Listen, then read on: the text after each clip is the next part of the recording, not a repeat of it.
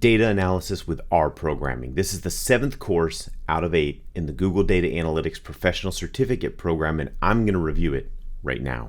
You just got to analyze stuff. What's up, guys? Matt Bratton here with tmbanalytics.com, your analytics career headquarters. And today we are going to be reviewing the 7th course out of 8 in the Google Data Analytics Professional Certificate Program. It's called Data Analysis with R Programming, and I'm really excited to go through this one because this was the first course out of this whole program that I walked into with a pretty much clean slate. Like, I have no background with R. I've never used it, never touched it. I've seen other people use it. So I have that like sort of peripheral understanding. I've done a little bit of research over time. I've evaluated it from a distance, but never gotten hands-on, hands dirty with it. So I was particularly excited about this course because I was going to be learning something new. Not to say that I haven't learned anything in the other courses. It's just that this one was just going to be greenfield for me. So with that, let's just go ahead and jump right in, and we're gonna get talking about this. So as you can see here, as per usual, I have given it 5 stars. I thought it was a very good program, particularly for somebody like myself who's never used it before, because as these Google courses have demonstrated, it's more than just getting you up to speed technically, right? One of the biggest differences I've observed with this course versus a lot of other courses that I've seen out there, particularly ones I've taken for Python or for SQL or for advanced Excel, things like that, they are just in the weeds, in the technical, very quickly, very little context, right? There may be little anecdotes thrown around here or there, but in general, it's like you're going to get in, you're going to do the work, you're going to get proficient using it based on the examples provided, but you're not going to have necessarily the context. And context is not only king, but it's also one of the things that, you know, if I were to step back and evaluate sort of the playing field as far as training is concerned, that is where I see the biggest gap or the opportunities, because it's the harder part to teach, to be honest.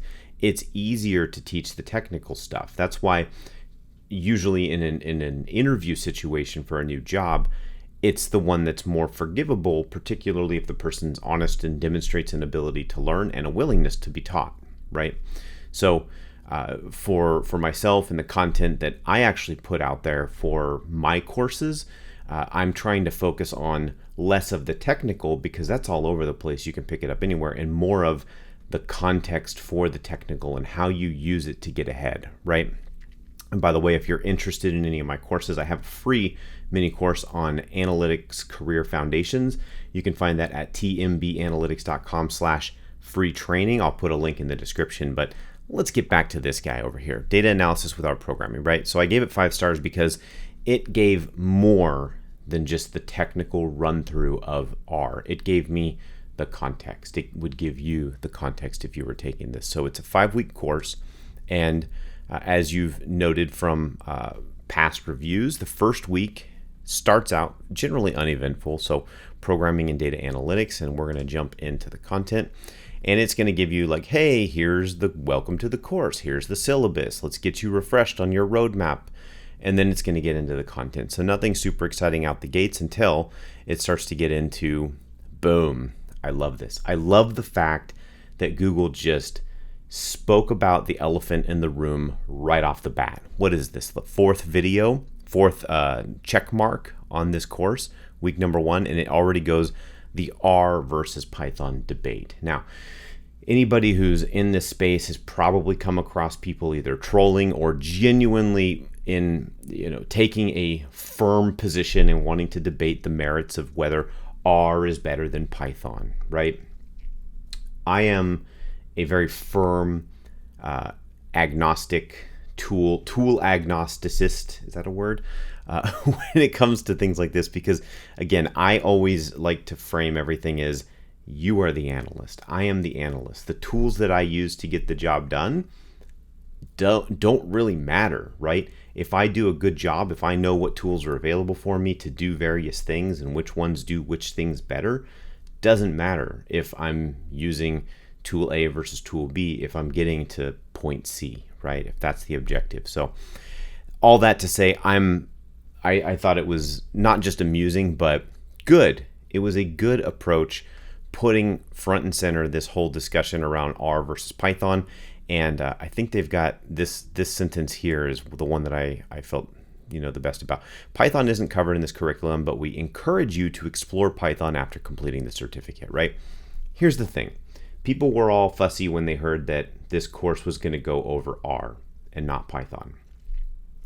My position that I took out the gates was that, yeah, well, they're kind of leaving the door open for a more advanced or an intermediate data analyst certificate program. And maybe when they get into that, they're going to get into Python, right? They sort of take the position of like, R is great to just get started and work on some very basic analytical concepts very quickly. And after working through this, I think they did a good job of proving that, right? But one course isn't going to get you everything. One course isn't going to make you an expert, right? You become an expert over time and repetition and experience. It's not just your education. It's not just one course, right? One certificate, right? So that is the takeaway here, is that when you're done with this certificate program, there's a whole world of learning still out there for you to pursue. So this isn't the end all be all. Just because they didn't include Python doesn't mean you can't go take another course somewhere else. So all that to say, they did a good job of breaking down the features. What are the advantages, disadvantages, what's unique, what's not, and they gave a bunch of additional resources as they do throughout all of their courses. But I thought it was a good, very quick discussion to kind of get your mind right and go like, look, this is why we did this. You can go keep learning. Let's move on with life. So probably spent way more time talking about that than I might should have, but it really is. If you're active in the field, this comes up all the time. So again, I think it merits a little bit of a discussion, which they provided. Okay, so once they've done that, then they kind of break out. They've got some videos here talking about, hey, this is the fun you can have with R, doing a little bit of show and tell.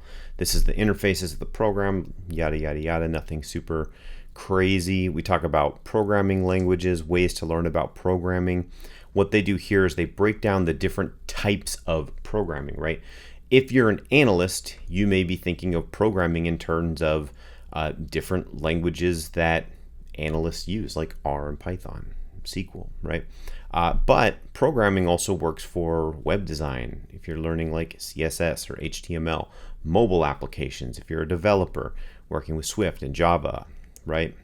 Different game developers, C++, and things like that. So they sort of open up this door for whatever reason, just to make sure that you're aware that, hey, programming is more than just these couple of tools and analytics, right? Programming is a very broad spectrum. So hey, if you get a kick out of this stuff and you've never seen it before, there's a lot more that you can learn in this space. So just take that out there. Spreadsheets to SQL to R. This is sort of also giving you that context that I was talking about that I really appreciate that they do, which is, hey, if you're an analyst, you're probably, going to run into situations where you're using spreadsheets a lot. You may be using SQL a lot. You may have opportunities to use something like R. Here's what those things are. Here's what are the advantages, the disadvantages. When are they good? When are they bad? When are they otherwise? And just kind of queuing that up. Honestly, this is, I think, a little bit of refresher from other things that they've done in the program. They're just kind of helping you see, okay, now we're here versus those other things we've already talked about. Then we get the introduction. We do some practice quizzes. I really appreciated that there were tons of practice quizzes, hands-on stuff. I was not checking them off as I was doing them, but I was picking and choosing. Another fun fact that I forgot to mention, but I've said before that the way that I take these courses is I go straight to the end quiz, and I take the quiz first, see how I do, and then I go back and take the quizzes by week, and that will help me sort of prioritize the content that I want to focus on if there's something that I'm particularly interested in or that I failed miserably on the quizzes. So I almost passed this test on my first try for the whole thing. I got a 77 out of you need an 80 to pass. So I nearly passed this thing having never touched R. And what I think that does is sort of speaks to the syntax and just the language in general, the structure, the way that the code is structured. And if you have some experience, some experience dealing with different code.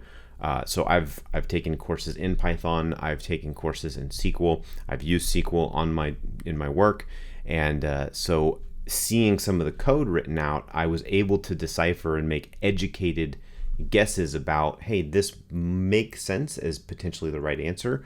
And so going through that, I thought it was really interesting that I was able to nearly pass the test having never touched R before. So I, right off the bat, thought, hey, this could be a good language for me if I've already got that level of a baseline. So something to be mindful of. Intro to RStudio. So they talk about, they walked you through earlier here. They say, hey, download R. You can do it here. Download it to your desktop, and you can use RStudio in the cloud. So I downloaded the desktop version, and I was trying to initially work through the course with that. Don't recommend that necessarily. I think all of the examples that they do are based in RStudio. It's just easier to navigate. It's much cleaner, and you can go one for one watching what they're doing and doing it, and it will look the same on your screen versus trying to use the desktop version, which is ugly, looks a little dated, and I felt like it wasn't as easy to navigate. So just food for thought. Use RStudio if you can manage it. And that's what they do here. And then they start to talk through like, hey, when do you use RStudio? Why should you use it? What are the benefits of doing that?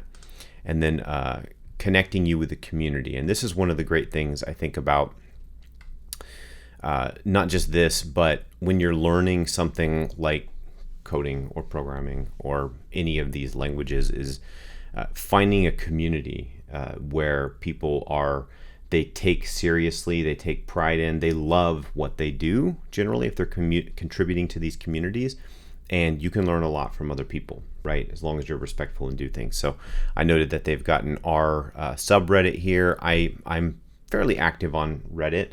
I like some of the communities out there, like Excel and Python and SQL and business intelligence and analytics. And I even have my own subreddit. It's analytics careers right now, where I just repost a lot of the content I'm building. I'm trying to build engagement, getting people talking about analytics careers specifically, more than just analytics in general. So go check that out if you're on Reddit as well. But this R language subreddit is probably a good one to take a look at. If it's like any of the others, it's probably very rule governed. So make sure that you follow the rules, do a lot of searching. There's probably a wiki on there with lots of frequently asked questions and things like that. So lots of communities if you want to take your learning to that next level. Go check it out. But that was week number 1. We've already reviewed it. So programming and data analytics, week number 1. We're already through that. We're on to week number 2. So week number 2 is programming using RStudio. What is programming using RStudio all about? So I like to take a look here. They start out by talking about vectors and lists in R and syntax and showing you like what you do here and how do you do this. And if you follow along with the other videos, it shows you basically how you take this and set up what are like the data frame. You're starting to add content so that you have something to reference and then eventually build off of. So it gets into dates and times, and boom, right here, tidyverse, lubridate. So this throughout this course, over and over and over, they talk about tidyverse. So get versed in tidyverse and understanding packages, right?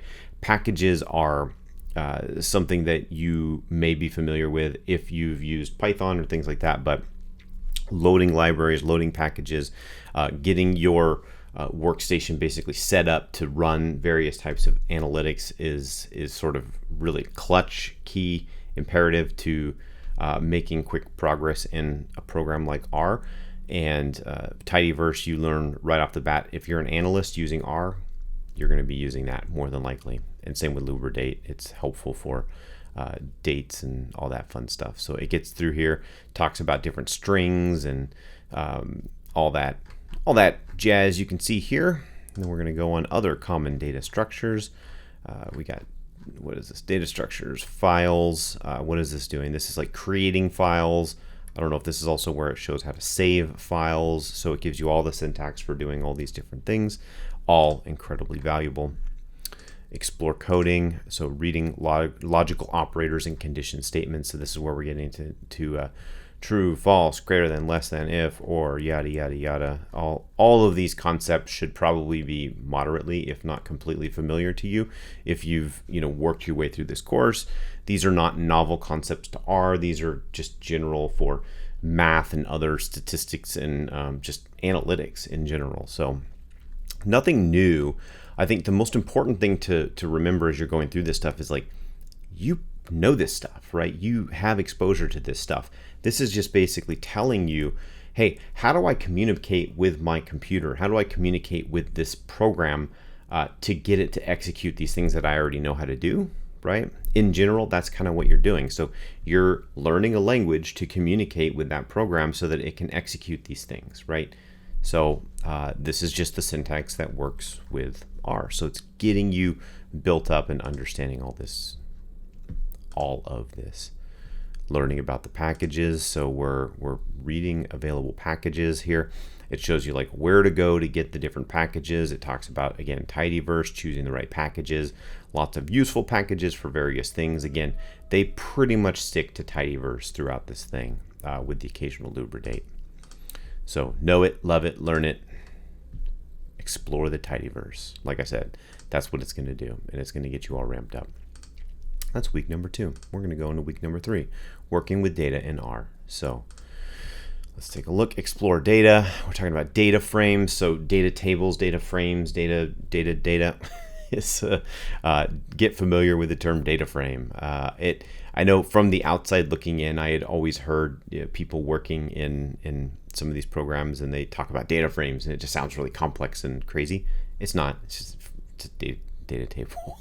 So that was demystified. It talks about tables and all of that, what that means. Basic data import. So we've gone through some of the syntax, what it's good for, what you do to create files, to save files, to export things. But now we're getting into, hey, now we're going to import data. We have data that we want to do something with. We're not just creating data using vectors or anything like that.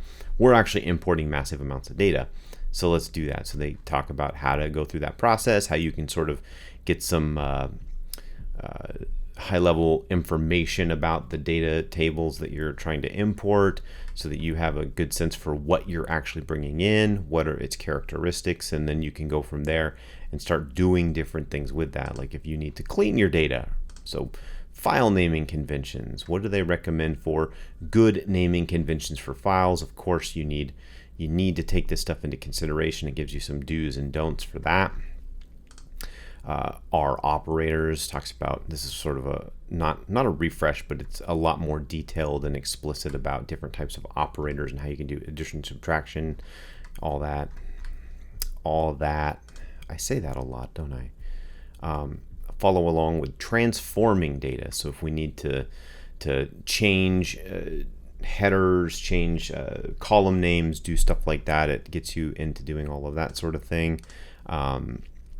Wide to long, so sort of transposing data or unpivoting data, whatever you want to call it. We get into taking a closer look at the data. So working with biased data. This is a recurring theme throughout this thing. They're very concerned about bias influencing anything that you're doing, so be wary of that. And with that, we're into week number 4. More about visualizations, aesthetics, and annotations. So this is, again, I said I was excited to learn about R. I think when I thought about R coming into this was, I'm imagining scatter plots and really complex correlation and statistical evaluations and visualizations and whatnot. So this, once we got to week number 4, was sort of my expectation fulfilled of what I was walking into when dealing with R. All of the stuff leading up to this was sort of a means to an end, right? You got to understand packages, you've got to understand data structures, syntax, operators, data frames, getting data in. Now you can reap the benefits. Now that your data's in and you understand what the heck you're doing, we can take a look and see what exactly is out there. So then they go into ggplot.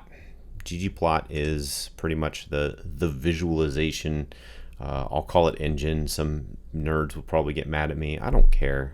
But ggplot is how you get these beautiful visualizations to get rocking and rolling, right? So it shows you how with just a few simple commands, you can take your data import and start visualizing it right away and start adding aesthetic characteristics. So you want to create some sort of breakouts by certain parameter. You can do that. You want to make certain dots look one way versus another. You can do that. You want to what other attributes? Shapes, sizes, colors, right? So you can change the way that the label, not the labels, but the actual plot points look and feel and how you decipher. It was also fun as they were doing this, it grabs what are effectively well-known preloaded data sets that you can access when you're running this stuff that people learn on. Like one was all about penguins.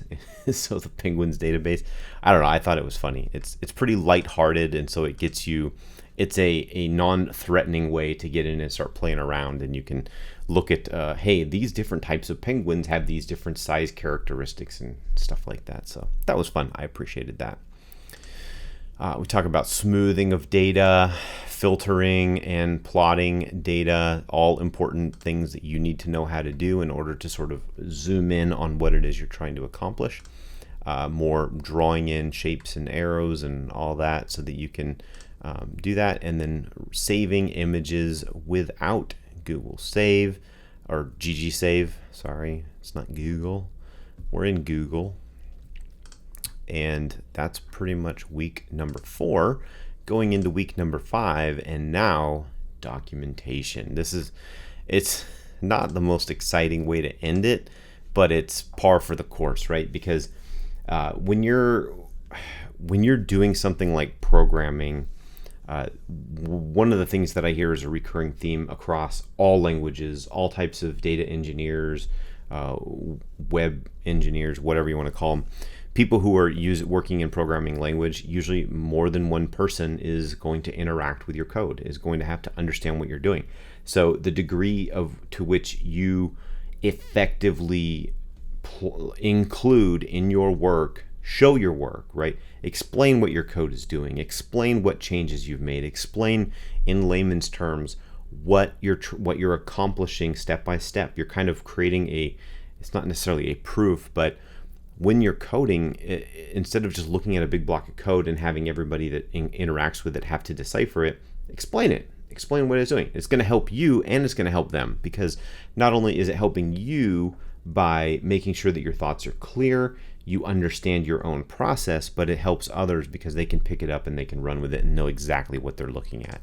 That is what makes any great analysis. So I like that they included markdown, right? So our markdown is basically what you use to create very clean, clear, sort of rule-governed documentation of what you've done. And it gets into like code chunks and how to break things out that are individually executable.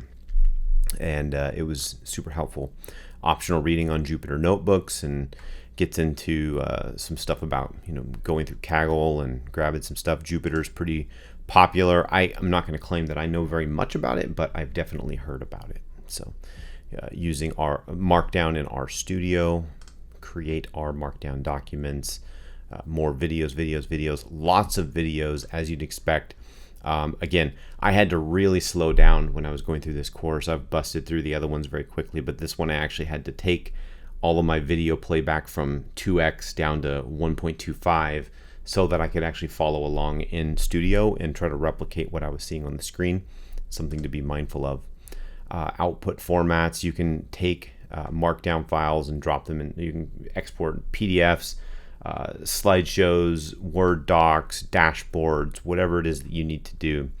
And then it gets into more quizzes, hands-on, and then you're going to get quizzed. And then once you've done the quiz, then it's time for the big quiz. Once you've done the big quiz, congratulations, you're done with the course. So that was data analysis with R programming on Coursera, part of the Google Data Analytics Professional Certificate Program. And again, I thought it was a great course. If you got some value from this walkthrough, this high-level review, I drop new content every week on all things data analytics career. So if you want more of that, you can please subscribe to this channel. I'd love to get more subscribers, people watching my stuff and giving me feedback on the content that you like to see, because ultimately it's not about me, it's about you and helping you guys achieve your goals in the analytics space. So with that, thanks for watching. I'll see you next week.